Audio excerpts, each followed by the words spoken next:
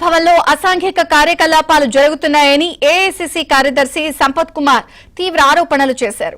కుట్రలు కుతంత్రాలకు నిలయంగా తెలంగాణ భవన్ నిలుస్తోందన్నారు.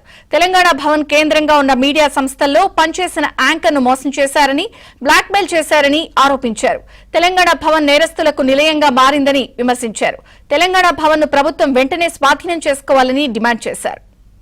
పవిత్రమైనటువంటి తెలంగాణ వాదాన్ని, తెలంగాణ ప్రాంతీయ సెంటిమెంట్ వాడుకొని అక్కడ నిర్వహిస్తున్నటువంటి కార్యక్రమాలు ఒక రాజకీయ పార్టీ కార్యకలాపాలు కాకుండా తెలంగాణ సంస్కృతి సాంప్రదాయాలను విస్తరింపజేస్తామని చెప్పి ఏ ఉద్దేశంతో, ఏ లక్ష్యంతో ప్రభుత్వానికి విజ్ఞప్తి చేస్తే ప్రభుత్వం ఇచ్చిందో దానికి విరుద్ధంగా అసాంఘిక కార్యక్రమాలు జరుగుతూ ఉన్నాయి. తెలంగాణ భవన్లో అప్రజాస్వామిక కార్యక్రమాలు జరుగుతూ ఉన్నాయి. బీఆర్ఎస్ భవన్లో సమాజాన్ని విచ్ఛిన్నం చేసే కుట్రలు జరుగుతూ ఉన్నాయి. తెలంగాణ భవన్లో, బీఆర్ఎస్ భవన్లో వేల కోట్ల రూపాయల వ్యాపార లావాదేవీలు జరుగుతూ ఉన్నాయి.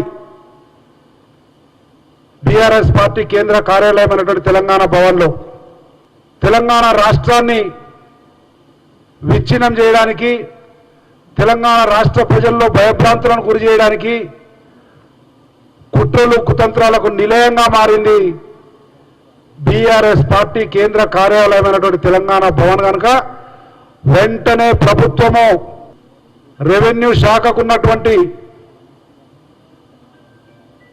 అధికారాలను ఉపయోగించి వెంటనే తెలంగాణ భవన్ను జప్తు చేసి ప్రభుత్వము వెనక్కు తీసుకోవాల్సిందిగా, బీఆర్ఎస్ పార్టీ కార్యకలాపాలను అక్కడి నుంచి పంపించి వేసి పారదోలి దాన్ని స్వాధీనపరచుకోవాల్సిందిగా డిమాండ్ చేస్తారు.